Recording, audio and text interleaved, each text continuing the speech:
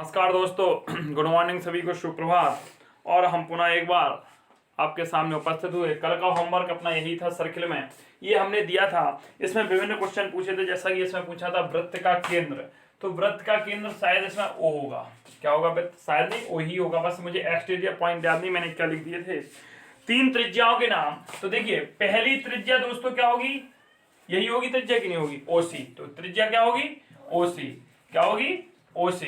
क्या होगी? ओसी। दूसरी त्रिज्या क्या होगी? ओडी। दूसरी क्या होगी? ओडी। तीसरी त्रिज्या क्या होगी? ओ ई। क्या होगी? ओई। वो माफ कीजिए, ओबी। क्या होगी? ओबी। ठीक है, ये तो हमारी त्रिज्या हो गई। अगला क्वेश्चन इसमें पूछा था एक व्यास का नाम बताइए। तो व्यास हमारा क्या था? सीओ बी या बीओ सी। तो व्यास क्या था इसमें? व्यास था बीओ सी। अगला इसी में क्वेश्चन था कि दो जीवाओं के नाम बताइए। तो एक जीवा हमारी सी डी है, एक जीवा ए बी है। तो जीवा हम क्या लिख सकते हैं इसमें सी डी लिख सकते हैं और ए बी भी लिख सकते हैं। और एक जीवा हमारी सी बी भी है जो व्यास कहलाती है कि नहीं? तो 3 जीवा है, लेकिन 2 बोली थी तो हमने ए बी और सी डी लिख दिया। अगर आप सी बी भी लिख देंगे तब भी क्या होना है? सही होना है। अब अंतःक्षेत्र के बिंदु, अंतःक्षेत्र का बिंदु ई है। अंतःक्षेत्र ये थोड़ा देख लेना, क्योंकि यहां मैंने पॉइंट बदलवा दिया था, मुझे क्वेश्चन याद नहीं मैंने क्या दिया था। बाह्य क्षेत्र में स्थित बिंदु, ये मैंने उस कल की क्लास में भी बाहर दे दिए थे। तो यहाँ तो मैंने एक्स वाई लिखे हैं, तो बाह्य क्षेत्र में स्थित बिंदु एक्स वाई हो जाएंगे। चाप, 4 चाप बताने, 2 लघु चाप 2 दीर्घ चाप। अच्छा, चाप क्या होते हैं? अंश का एक भाग होता है। हम यदि इस रेखाखंड से बात करें, देखना, अगर हम इस रेखाखंड से बात करें तो सीडी लघुचाप है कि नहीं? सीडी लघुचाप है। और जबकि हमारा सी ए पी बी डी दीर्घचाप हो गया। क्या हो गया? दीर्घचाप। ये लघुचाप था। कौन सा था? लघुचाप था। अब आगे हम बात करें, अगर हम ए पी बी लें तो ए पी बी भी कैसा है? लघुचाप है। कैसा है? लघुचाप है। और ए पी बी के सापेक्ष ए सी एच डी बी ये हमारा कौन सा चाप है? दीर्घ चाप है। कौन सा चाप है? दीर्घ चाप है। तो ये हमने सारी चीजें क्या कर ली? कंफर्म कर ली। अब हम आगे की ओर अग्रसर होते हैं और आगे हमें थ्योरी पढ़नी है कि हमें पढ़ना है सेगमेंट ऑफ सर्किल। सभी लोग लिखेंगे इसको। हाँ, चलें हेडिंग डालें, सेगमेंट ऑफ सर्किल, वृत्तखंड। क्या हेडिंग है? वृत्तखंड, सेगमेंट ऑफ सर्किल। तो सेगमेंट ऑफ सर्किल क्या होता है दोस्तों? तो देखिए, इसकी परिभाषा लिखते हैं। वृत्त के चाप और उसकी जीवा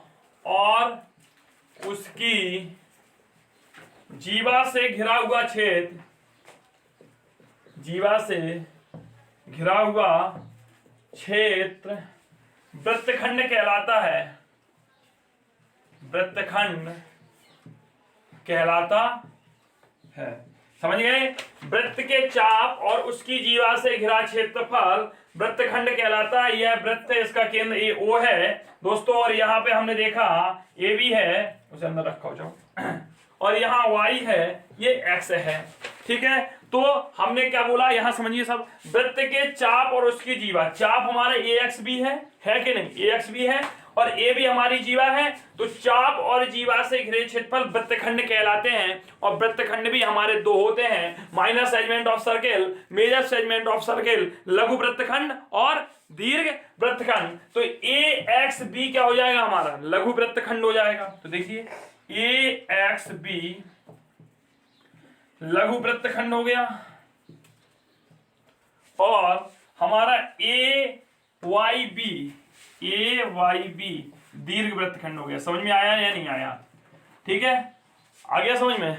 ठीक है, तो देखिए ये क्या होगा दोस्तों, यहां जो हमारा होगा, हमने क्या कहा? वृत्त के चाप, ये हमारा चाप हो गया कि नहीं? लघु चाप होगा।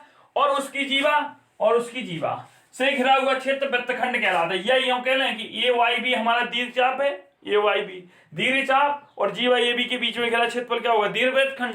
मतलब दीर्घ चाप और जीवा के बीच घिरा खंड, दीर्घ चाप और जीवा के बीच घिरे हुए भाग को हम दीर्घवृत्त खंड कहेंगे। और स्मॉल मतलब जो छोटी चीज है, छोटे चाप है, छोटा चाप और वृत्तखंड और जीवा के बीच के घिरे हुए क्षेत्र को क्या कहेंगे हम? क्या कहेंगे? छोटा वृत्तखंड कहेंगे। ये छोटा वृत्तखंड, ये बड़ा वृत्तखंड है। तो वृत्तखंड की भी यहां से आपको परिभाषा क्लियर हो गई होगी। अब आगे हम बात करते हैं सेक्टर की। त्रिज्यखंड क्या होता है? ये देखिए वृत्तखंड है, एक वृत्त का भाग है। अब जो त्रिज्याओं के द्वारा निर्धारण होगा, इसको लिखिए जल्दी, जो त्रिज्याओं के द्वारा निर्धारण होगा उसे हम त्रिज्यखंड कहेंगे। तो अगली हेडिंग आप सभी लोग डाल लीजिए, साथ में लिखते चले आप लोग। त्रिज्यखंड देखिए, त्रिज्यखंड अर्थात सेक्टर।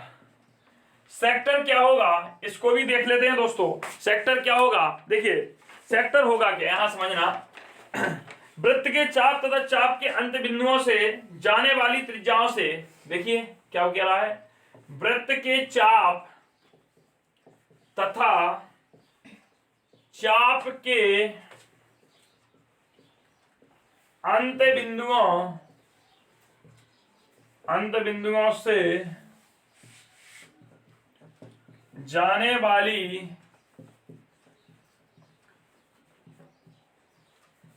वाली त्रिज्याओं से घिरे क्षेत्र को त्रिज्यखंड कहते हैं। तो देखिए जैसे कि हमारी चाप लघु चाप दीर्घ चाप होती थी, वृत्तखंड अभी बताया सेगमेंट ऑफ सर्किल, तो वो भी लघु वृत्तखंड दीर्घ वृत्तखंड। इसलिए ये जो त्रिज्यखंड होगा ना सेक्टर, तो ये माइनर सेक्टर होगा और मेजर सेक्टर। मतलब कहने का लघु त्रिज्यखंड भी होगा और दीर्घ त्रिज्यखंड भी होगा कि नहीं होगा? Yes no? यस, ऐसे लगा। अब ये सही लगा कि लगे लोगों को नहीं भाई सर ऑफलाइन बैच भी साथ में चल रहा है। हाँ, तो देखिए ये हमारा सर्किल का केंद्र है और यहां से हमने इस प्रकार से ये किया। चलिए यहां से ए बी ओ, देखिए, और ये पी। अब देखिए ये हमारा है। अब याद रखो देखो ये हमने अपना त्रिज्या है ए और बी, ओ बी, हमें निकालना है त्रिज्यखंड। हम देखना त्रिज्यखंड निकाले। देखो अभी ये तो हमने आपको त्रिज्यखंड समझाने के लिए ये डायग्राम बना रहने देना पहला वाला, ठीक है। दूसरा डायग्राम देखो, कला हमारी अच्छी है, आप सभी जानते हैं कितनी सुंदर कला बनाते हैं हम। कि हमने कला ली ही नहीं थी हाई स्कूल में, उसके बदले संस्कृत ले ली थी। क्या ले ली थी? संस्कृत। कला से बड़ा डर लगता है मैं, लेकिन डर के आगे जीत है, माउंटेन ड्यू। हाँ जो भी है भाई घूम के आइए। हाँ ए ओ बी, ठीक है। अगर हम इसको खत्म कर दें, हमने इसको खत्म कर दिया, हमने इसको क्या किया? खत्म कर दिया। जब हमने इसको खत्म किया तो भाई ये क्या है देखना, ये हम यहाँ x नाम दे दें तो हमारा ये जो त्रिज्यखंड हो जाएगा ए हो जाएगा ए ओ बी, ए एक्स बी ओ, ए एक्स बी ओ क्या हो जाएगा? ए एक्स बी ओ त्रिज्यखंड हो जाएगा। तो ये त्रिज्यखंड लिख लीजिए आप लोग। अब इसके आगे हम देखो बात करते हैं। तो एक त्रिज्यखंड तो हमारा क्या हो गया। अब दूसरा त्रिज्यखंड देखिए ए एक्स ओ बी हो गया। एक इसी से देखना, अब इसी से हम क्या निकाल सकते हैं, देखो गौर से, इसी से हम क्या निकाल सकते हैं? ये ए है, बी है, ओ है और पी है। देखिए यहां पे ये हमारा लघु त्रिज्यखंड हो गया ए ओ बी पी, ए ओ बी पी लघु त्रिज्यखंड हो गया। कौन सा हो गया? लघु त्रिज्यखंड हो गया। इतनी बात समझ में आ गई। तो वृत्त के चाप तथा चाप के अंत बिंदुओं, देखिए वृत्त के चाप, ये चाप था यहाँ पे, था कि नहीं? देखिए वृत्त के चाप तथा चाप के अंत बिंदुओं से जाने वाली त्रिज्या, देखिए जाने वाली त्रिज्याओं से घिरे क्षेत्र को त्रिज्यखंड कहते हैं। यह चाप था, इससे ये दीर्घ चाप से जुड़े हुए बिंदु हैं तो क्या हो गया? दीर्घ त्रिज्यखंड हो गया। लघु चाप से घिरे हुए हैं तो लघु त्रिज्यखंड हो गया, सेक्टर हो गया। Is that clear? ऐसा हो। अब अगला हमें डालना है अर्धवृत्त का कोण। क्या डालना है? हेडिंग डालिए आप, अर्धवृत्त का कोण। तो अब हम अर्धवृत्त का कोण भी इसी के साथ पढ़ लेते हैं कि अर्धवृत्त का कोण क्या कहता है हमारा। चलिए अर्धवृत्त का कोण, अर्धवृत्त का कोण क्या है हमारा? देखिए भाई, किसी वृत्त के व्यास द्वारा, लिखिए इसको, किसी वृत्त के, लिखते जाए साथ में सभी लोग, टाइम नहीं मिलेगा कितना क्योंकि उतना हो। किसी वृत्त के व्यास द्वारा वृत्त के किसी बिंदु पर बने कोण को अर्धवृत्त का कोण कहते हैं। कहते हैं मिश्रा कि नहीं कहते हैं? अर्धवृत्त का कोण कहते हैं, कोण कहते हैं। मतलब किसी वृत्त के व्यास द्वारा, ध्यान रखो यहां देखो, समझो चीजों को। ये हमारा क्या है भाई? सर्किल है सर्किल। ये केंद्र है, केंद्र से होकर जाने वाली रेखा व्यास कहलाती है। यस या नो? एक स्वर में यस या नो? ठीक है। तो किसी वृत्त के व्यास द्वारा, किसी वृत्त के व्यास हमारा क्या हो गया? XOI हो गया कि नहीं हो गया? किसी वृत्त के व्यास द्वारा वृत्त के किसी बिंदु पर बने कोण को अर्धवृत्त का कोण कहते हैं। व्यास का एक बिंदु ये है, एक बिंदु ये है, तो यहां पे बना कोण क्या कहलाएगा? वृत्त का अर्धवृत्त, वो माफ कीजिए, अर्धवृत्त का कोण कहलाएगा। कौन सा कहलाएगा दोस्तों? अर्धवृत्त का। अब देखिए अर्धवृत्त के कोण की परिभाषा देखिए, उसने क्या कहा? किसी वृत्त के व्यास द्वारा, व्यास के बिंदु क्या है भाई? ये है मिश्रा जी, हमारा व्यास XY है, ये है कि नहीं? तो इसके द्वारा ये बिंदु P पर जो कोण बना है या अर्धवृत्त का कोण कहलाएगा। क्या कहलाएगा? अर्धवृत्त का कोण। और नोट लगा के लिख लीजिए, अर्धवृत्त पर बना कोण समकोण होता है। पढ़ाया तुम लोगों के नहीं? अर्धवृत्त पर रिवीजन हो रहा है तुम लोग, हैं? अर्धवृत्त पर बना कोण समकोण होता है। कौन सा होता है? समकोण होता है। समकोण का मतलब 90 अंश। कितना? 90 अंश। तो देखिए अर्धवृत्त पर बना कोण कैसा होता है? समकोण। लेकिन दोस्तों याद रखना, कभी कभी क्या होता है, हम कंफ्यूजन में हो जाते हैं। हमें यहां से ये लाइन दे दी जाती और पूछ लिया जाता तो हम इसे 90 टिक कर देते, तो ये नहीं होगा 90, ये 90 नहीं होगा। 90 कौन सा होगा? 90 होगा कि जब वृत्त के व्यास के बिंदुओं से, ध्यान रखना, वृत्त के व्यास के बिंदुओं से, देखिए व्यास के ये दो बिंदु है, इनसे जो परिधि पे कोण बनेगा, अर्धवृत्त में कोण बनेगा, जैसे हम इसको यहां बना दें तो ये भी कितने का होना है? 90 का। कितने का होना है? 90 का। हम यहां बना दें कोण तो ये भी कितने का होगा? 90 का। याद रखना। लेकिन कहीं गलती से उसने त्रिज्या केंद्र कहीं और से निकाल दिया तो नहीं, दोनों कोने होने का आगे चाहिए, वृत्त के व्यास के दो बिंदु होने चाहिए। तो किसी वृत्त के व्यास द्वारा वृत्त के किसी वृत्त के व्यास, तो भैया व्यास जो ही है, जो है पूरा व्यास का है डायामीटर, तो डायामीटर के द्वारा बने कोण ही क्या कहलाते हैं? अर्धवृत्त बना कोण समकोण होता है। इतनी बात समझ में आ गई कि नहीं आ गई? चलें अगली चीज पर हम बढ़ते हैं। अर्धवृत्त बना कोण समकोण होता है। इस चित्र को आप अच्छी तरीके से बना लीजिए, 90 अंश लिख लीजिए। चलें अब हम अगली परिभाषा की ओर चलते हैं। चाप का अंशमाप, degree measure of an arc, heading डालिए आप लोग। चलिए इसके आप बाद में नोट्स कर लीजिएगा, हम लिखवा देंगे। हाँ नोट्स दे देंगे तो उससे लिखते हैं। चलिए आगे, चाप का अंशमाप, चाप का अंशमाप, चाप का क्या? अंशमाप। तो देखिए भाई मेजर, वो डिग्री मेजर लिख लिए, साथ में लिखते चलें फिर समझें। Degree major, major of, major नहीं मीजर है, मेजर मीन्स होता है बड़ा, आर्क। तो चाप का अंशमाप क्या होता है? तो लिखिए किसी चाप के द्वारा वृत्त के केंद्र पर बने कोण को उस चाप का अंशमाप कहते हैं। उस चाप का, किसी चाप के द्वारा वृत्त के केंद्र पर बने कोण को उस चाप का अंशमाप कहते हैं। सही समझिए, लिखने से कुछ नहीं होने वाला, आप लोगों के लिखे रखे होंगे। हाँ देखिए यार, ये केंद्र है, देखिए क्या कहा? किसी चाप के वृत्त, किसी चाप के द्वारा, ये केंद्र है, वो यहां देखिए पहले है कि नहीं? हमने मान लिया एक चाप है हमारा, कौन सा? ये भी यही चाप है कि नहीं? देखिए ये चाप है, ऐसे तो होता है, चाप होता है कि नहीं होता? तो किसी चाप के द्वारा वृत्त के केंद्र पर बने कोण, जो चाप का एक बिंदु ये है, तो वृत्त के केंद्र पर बने कोण उस चाप का अंशमाप कहलाते हैं। क्या कहलाते हैं? चाप का अंशमाप कहलाते हैं। तो ये हमारा जो लघु अंशमाप होगा दोस्तों, लघु अंशमाप होगा, तो देखिए ए ओ बी होगा। क्या होगा?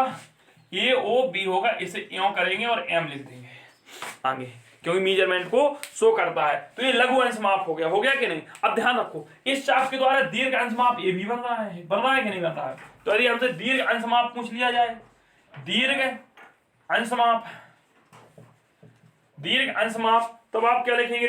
दीर्घ चाप माफ कीजिए, दीर्घ चाप, ऐसा कर लीजिए आप। क्या करेंगे आप? दीर्घ चाप ए बी का अंशमाप, ए बी का अंशमाप इसमें क्या हो जाएगा? तो देखिए सर्कल 360 होता है, तो 360 अंश minus M A O B, ये घटा देंगे। मतलब हम कह सकते हैं कि अर्धवृत्त का अंशमाप कितना होता है? 180 होता है। और पूरे वृत्त का अंशमाप कितना होता है? देखिए ये समझ में आया कि नहीं आया? पहले तो बताओ। ये जो कोण होगा ये लघु अंशमाप होगा। जब हम इससे दूसरा घटा देंगे तो दीर्घ अंशमाप हो जाएगा। लेकिन टोटल अंशमाप हमने लिखा कितना? 360 का। तो हम लिखेंगे वृत्त का अंशमाप कितने का होता है? वृत्त का अंशमाप कितना है? 360 है कि नहीं? बोलिए यस। ठीक है, वृत्त का अंशमाप कितना हो गया? 360 हो गया। तो हमारा अर्धवृत्त का कितना हो जाएगा? आधा हो जाएगा। अर्धवृत्त का अंशमाप कितना होगा? तो भाई बताइए कितना होगा? 180। कितना हो जाएगा? 180 हो जाएगा। कितना हो जाएगा भाई? 180 हो जाएगा। तो इन चीजों को नोट कर लीजिए आप।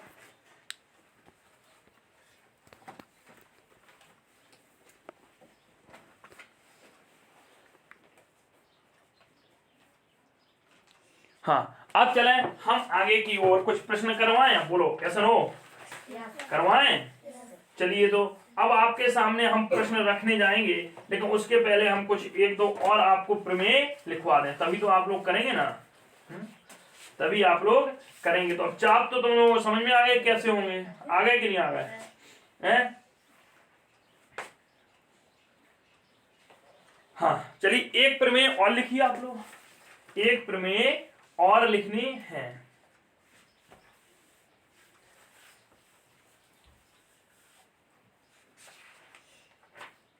हाँ, चलिए आप प्रमेय लिख लीजिए। इस सब को हम साफ करते हैं। चलिए एक आप प्रमेय लिखिए कि एक ही चाप द्वारा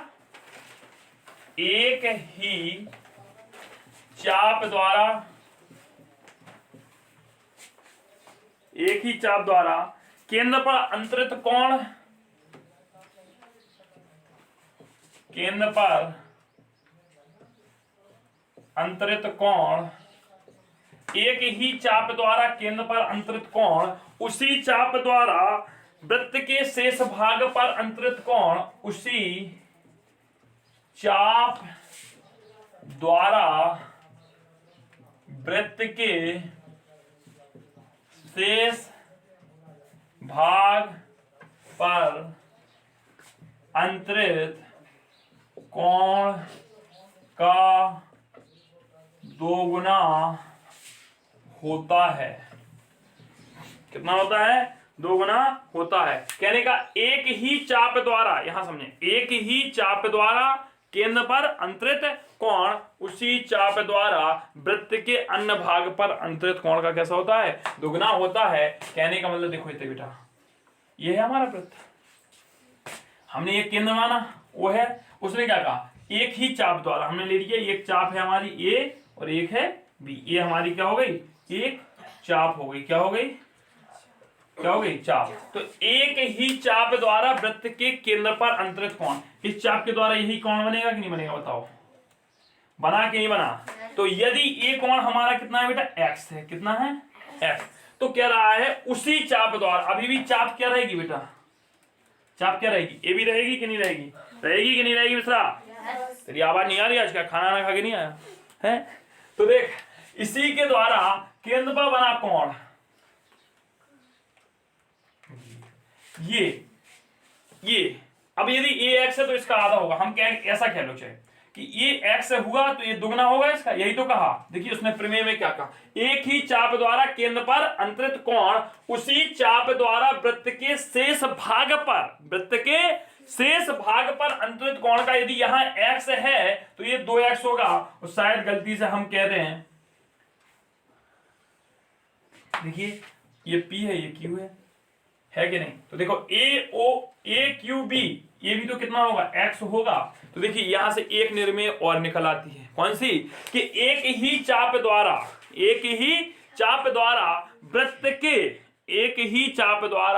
वृत्त के विभिन्न भागों में बने कोण, वृत्त की परिधि पर बने, एक ही चाप द्वारा वृत्त की परिधि पर बने कोण आपस में कैसे होते हैं, बराबर होते हैं। पहले इस निर्णय को लिखिए, फिर मैं एक निर्णय और लिखवा देता हूं।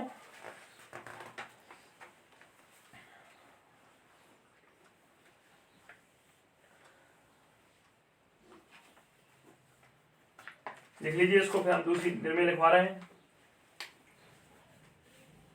लिखिए इसमें एक ही चाप या वृत्तखंड द्वारा निर्मित, द्वारा परिधि पर, कहां, परिधि पर एक ही कैसे निर्मित कोण, एक ही वृत्तखंड या एक ही चाप द्वारा के अंतर्गत, परिधि नहीं लिखिए तब भी, वृत्तखंड द्वारा निर्मित कोण आपस में बराबर होते हैं। तो आप लोग रट लेंगे परिधि पर ही आपस में बराबर होते हैं। समझ गए कि नहीं? देखिए दोस्तों क्या कह रहा है भाई, ये हमारा एक चाप था, हम इसको ऐसे अगर हम यहाँ जीवा डाल देते तो ये वृत्तखंड हो जाता कि नहीं हो जाता, क्योंकि चाप और जीवा के बीच का भाग ही तो वृत्तखंड कहलाता। तो एक ही वृत्तखंड के द्वारा निर्मित कोण आपस में बराबर होते हैं। शायद हम ऐसा कह दें कि इस बिंदु से निर्मित कोण हमारा ये है, तो बताओ ये भी कितना होगा, x होगा कि नहीं होगा, होगा कि नहीं होगा, क्योंकि सारे कोण आपस में एक ही। लेकिन शायद हम कह दें, अब देखना, शायद हम एक ऐसा कोण आपके सामने रख दें, ध्यान रखना इसमें तो कुछ ज्यादा ही हो गया, क्यों हो गया कि नहीं, इसको चलो कुछ साफ कर लेते हैं। चलिए इसको देखिए, जैसे कि हमने ये बताया था, दिख रहा है सर, देखो कि नहीं, मेरे को पता चले वीडियो क्वालिटी में ना देखें इन लोगों को, एक्स इन लोगों को देखना चाहिए। दिख रहा है हरा कि नहीं दिख रहा है, दिख रहा है, हरा ही दिख रहा है, हैं? चले कोई समस्या नहीं। हाँ बस ये कोई समस्या नहीं, बैठ जाइए आप। देखिए ये भाई, ये देख, अगर ये है तो हमने ये कहा था कि ये x होगा, कहा था कि नहीं कहा था, क्या होगा, ये x होगा, कितना होगा, x होगा। अब लेकिन ध्यान रखो कि वो ऐसा कह दे, ये लीजिए भाई ये और लीजिए, अब क्या ये x होगा, नहीं होगा। अब ये x नहीं होगा क्योंकि ये बिंदु ही दूसरा कर दिया उसने और बिंदु ऐसे कर दिया। तो ये जो निर्मित कोण है ये वाला x नहीं हो सकता, ये x नहीं होगा, इतना ध्यान रखना। तो सीधी सी निर्णय है कि एक ही वृत्तखंड के द्वारा, एक ही चाप के द्वारा परिधियों पर निर्मित कोण आपस में बराबर होते हैं। दोनों चीजें आपको समझ में आ गई होंगी। अब धुआंधार प्रश्नों की श्रृंखला की ओर आगे हम चलते हैं और पहला क्वेश्चन आपके लिए इस प्रकार से रहा। चले पहले क्वेश्चन में बार करें, इसका आंसर कौन बोलता है पहले, इंतजार रहेगा हमें। ये गोला है अपना, क्या है, गोला है, ये इसका केंद्र है। जल्दी से तैयार हो गए, कौन सी निर्णय लगनी है, चले बोले। अभी कहां से बोलोगे, अभी तो गूंगे हो तुम लोग हैं। देखो अब बोलो, ये कितना है, 80 है, तो बताइए ये कोण कितना हो जाएगा, ये 80 है तो ऊपर वाला कोण क्या होगा, अभी क्या बताया था, वृत्त के केंद्र पर बना कोण परिधि पर बने कोण का दुगना होता है। तो अगर ये 80 है तो ये कितना होना चाहिए, 40, तभी तो इसका दुगना होगा। या इसका उल्टा भी बोल सकते हैं अपन कि वृत्त के केंद्र पर बने कोण का, वृत्त के केंद्र पर बने कोण का आधा कोण परिधि पर बनता है। आधा कोण कैसा बनता है, परिधि पर बनता है। या कह सकते हैं जो परिधि पर कोण बनता है वह वृत्त के केंद्र पर बने कोण का आधा होता है, लेकिन एक ही चाप द्वारा। शर्त क्या है, एक ही चाप द्वारा। तो हम सीधा लिख देंगे कि जो हमारा ये C है तो कोण ACB इक्वल टू हो जाएगा कोण AOB बटे 2, मतलब 80 बटे 2 कितना हो जाएगा, 40 अंश हो जाएगा। आया समझ में कि नहीं आया? चलो तो इन लोगों को और करा दें, अभी आप लोग करते जाए साथ में। चलिए एक और क्वेश्चन है आपके लिए। चले अगला क्वेश्चन इसी क्रम में हम देख लेते हैं। हम आपसे क्वेश्चन पूछे अर्धवृत्त का अंश माप होता है, बताइए अर्धवृत्त का अंश माप कितना होगा? अर्धवृत्त का अंश माप कितना होता है बताइए? 180। कितना होता है? 180। तो कितना बोलेंगे आप? आंसर जल्दी बोला करें आप लोग भाई, लिखवाए हैं। हाँ, कितना होता है? अगला देखते हैं, अगला क्वेश्चन देखो, अगला क्वेश्चन है और इस क्वेश्चन में तुम लोगों के तोते उड़ने वाले हैं।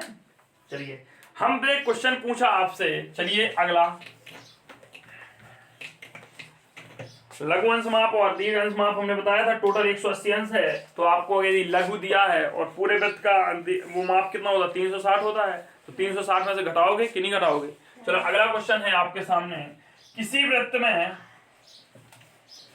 वृत्त में यदि उसके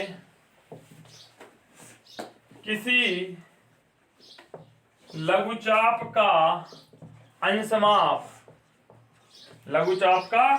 माप 70 अंश है, तो दीर्घ चाप का कितना होगा भाई? दीर्घ चाप का अंश माप बोलिए कितना होगा? देखिए लघु का 70 दिया, तो दीर्घ चाप का अंश माप कितना होगा? अभी हमने लिखवाया था फॉर्मूला 360 माइनस लघु चाप। करिए में सही बैठ गए तोते की तरह ऊँगते रहते हो तुम लोग हैं, जब समझाते हैं चीजों को तो सुनना है नहीं, अब क्या करेंगे। चले तो लिखें दीर्घ चाप का अंश माप, इसका सॉल्यूशन कैसे करेंगे? सॉल्व दीर्घ चाप का अंश माप बराबर हो जाएगा 360 माइनस लघु चाप का अंश माप। होएगा कि नहीं होएगा? लघु चाप का अंश माप तो 360 माइनस 70 मतलब हो जाएगा 290। 290 होगा कि नहीं होगा? देखिए तो आगे देख लीजिए कितना हो जाएगा? 290 अंश। चलिए एक क्वेश्चन और है, एक क्वेश्चन और है आपके लिए। चलिए ये तो आप लोगों ने कर लिया होगा, इसका कोई मतलब ही नहीं था। चलें आज की क्लास के लास्ट क्वेश्चन आप लोग देखिए, इसके बाद आपकी क्लास भी ऑफ करते हैं और ऑनलाइन वालों की भी ऑफ करते हैं, फिर आपको कुछ और चीजें बताई जाएंगी। चलिए ये क्या है भाई? व्यास का केंद्र है O, ये है एक AB, एक ऊपर है ये DB, क्या है? कितना अच्छा लग रहा है चित्र देखने में, बताओ इसका। ये 130 अंश है, ठीक है। तो क्या कह रहा है कि दिए गए वृत्त का केंद्र O है, AOC व्यास है, BD जीवा है, OB और CD को मिलाया यदि कोण AOB 130 अंश हो तो कोण BDC बताइए। BD ये क्या हो गया भाई? C है, BDC बताइए, ये वाला कोण पूछ लिया। अब बताओ भाई BDC आपको निकालना है, कैसे निकालोगे? हैं? निकालो, कैसे निकालोगे? हैं?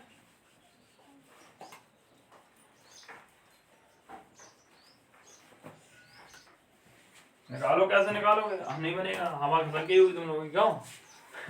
चलो देखो हमने क्या बताया था, अर्धवृत्त के अंश माप कितना होता है? 180 अंश होता है। तो देखिए ये 130 है, ध्यान रखना अगर हमारा AOB 130 है तो ध्यान रखो OBOC कितना होगा? X होगा, दोनों का योग 180 अंश होना चाहिए। तो हम लिखेंगे कोण AOB प्लस कोण OBC मतलब A BOC इक्वल टू कितना होगा? 180 अंश। कितना होगा? 100। अब ये 130 है तो 130 धन कोण BOC बराबर 180 अंश। तो कोण BOC बराबर हो जाएगा 180 माइनस 130, कितना हो गया? 50 अंश। कितना हो गया? BOC ये हमारा 50 अंश आ गया। कितना आ गया? 50 अंश। अब देखो, अब यहां लगाने तो जादू, क्या करना है? जादू। देखो जादू हम तुम्हें दिखाते हैं, और जादू ये देखो, ये कौन सा चाप है? BC है कि नहीं है? है कि नहीं है? और देखो ये केंद्र पे बना कौन है कि नहीं, ये बताओ। है केंद्र पे? अरे मूर्खों बोलो, है केंद्र पर कि नहीं? ये केंद्र पर है, ये 50 अंश है कि नहीं? तो वृत्त के केंद्र पर बना कौन? इसी चाप द्वारा इसकी परिधि पर बने कौन का दुगना होता है। यदि ये 50 है तो ये कितना होगा? 25। कितना होगा? तो हम क्या लिखेंगे? कोण BDC इक्वल टू क्या होगा, कौन BOC बटे 2 होगा कि नहीं होगा, यस नो, कितना हो जाएगा 50/2 कितना हो गया 25। आई बात समझ में, आ गई, कर लोगे शेष क्वेश्चन। तो इतने सारे प्रश्न दोस्तों आप घर से, जो आज की क्लास में पढ़ाया गया, ये ऑफलाइन क्लास का एक डेमो था जो मैंने करवाया था, और अब ऐसे ही क्लास आप पढ़ते रहें, करते रहें, एंजॉय करें। मिलते हैं एक अगली क्लास में नेक्स्ट वीडियो के साथ, लेकिन वो ऑफ क्लास की नहीं होगी, ऑनलाइन सीधी आप लोगों के लिए ही पढ़ाई जाएगी। लेकिन आज मेरा मन था कि ऑफलाइन बैचेस से मिलवाया जाए। ठीक है, bye bye, take care all of you.